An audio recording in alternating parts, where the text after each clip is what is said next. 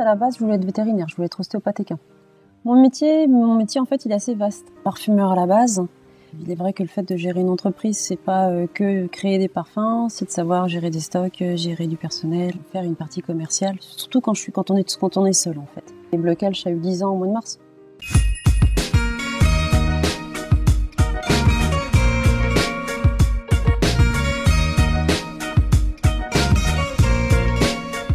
Vu que j'étais bonne en sciences, c'est pas compliqué.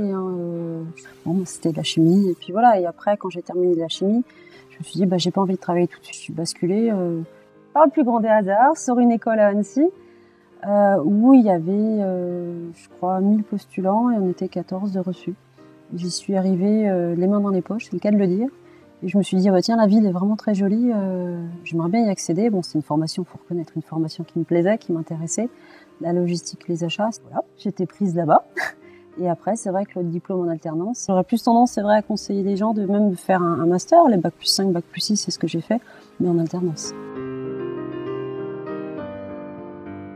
Étant dans le sud pendant quelques années, en fait, c'est vrai que j'ai commencé à lire beaucoup de choses sur l'Alsace, des légendes, des traditions, un passé qu'on ne connaît plus finalement.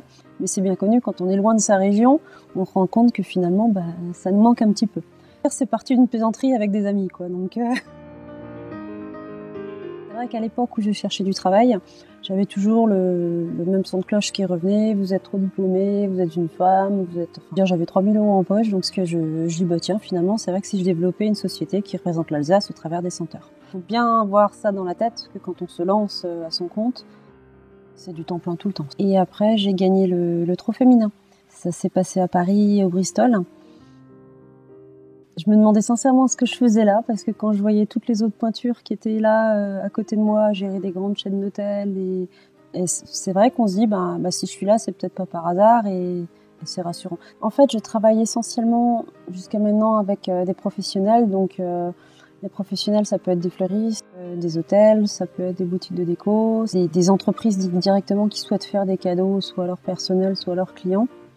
Et c'est vrai que tout ce showroom ici, je cherche à communiquer là-dessus. Les touristes passent beaucoup parce que c'est la route des vins, donc ça c'est sympa, faut les reconnaître. Et puis c'est vrai que les gens qui s'arrêtent ici ont directement cette sensibilité-là.